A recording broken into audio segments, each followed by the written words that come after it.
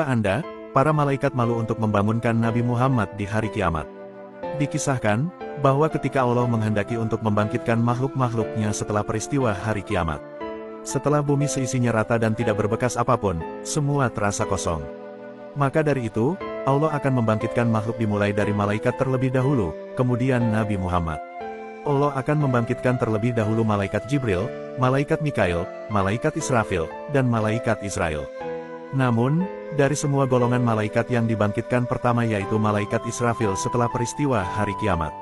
Lalu malaikat Israfil mengambil sangkakalanya di arsy untuk membangkitkan para makhluk nantinya. Setelah kebangkitan para malaikat di atas, Allah Subhanahu wa Ta'ala akan membangkitkan malaikat Ridwan dan memerintahkan kepada malaikat Ridwan seperti ini.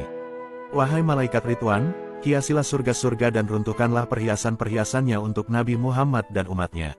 Kemudian Allah membangkitkan kendaraan yang dipakai Nabi Muhammad pada saat peristiwa perjalanan semalam Isra Miraj yaitu buruk. Buruk adalah makhluk pertama yang akan dibangkitkan Allah dari kalangan hewan melata. Lalu, buruk itu mahkota liwaul hamdi atau bendera pujian. Dan dua perhiasan surga didatangkan kepada malaikat. Pada saat itu, Allah Subhanahu wa Ta'ala memerintahkan kepada para malaikat, kenakan pakaian kepada buruk itu.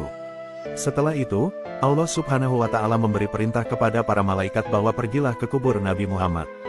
Mereka pun segera pergi turun ke bumi di mana pada saat itu bumi terasa hampa dan rata.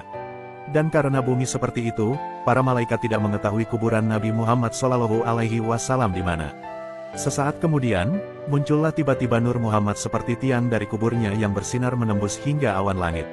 Malaikat mengetahui pertanda bahwa itu kubur Nur Muhammad. Setelah menuju tempat itu, malaikat Jibril berkata kepada malaikat Israfil, "Menyerulah kamu wahai malaikat Israfil. Kamu adalah malaikat yang mana Allah mengumpulkan makhluk-makhluk pada kekuasaanmu." Kemudian malaikat Israfil membalas, "Wahai malaikat Jibril, menyerulah kamu karena sesungguhnya kamu adalah kekasih Nabiullah Muhammad SAW di dunia." Ucap malaikat Israfil, "Aku malu kepadanya," ucap malaikat Jibril. Namun, malaikat Israfil melempar pernyataan itu kepada malaikat Mikail. "Semoga kesejahteraan terlimpahkan kepadamu wahai Nabiullah," ucap malaikat Mikail. Namun, Nabi Muhammad tidak menjawab dan para malaikat berkata kepada malaikat Israel, "Wahai ruh yang baik, kembalilah kepada badan yang baik." Namun, tetap Nabi Muhammad tidak menjawabnya. Lanjut part 2.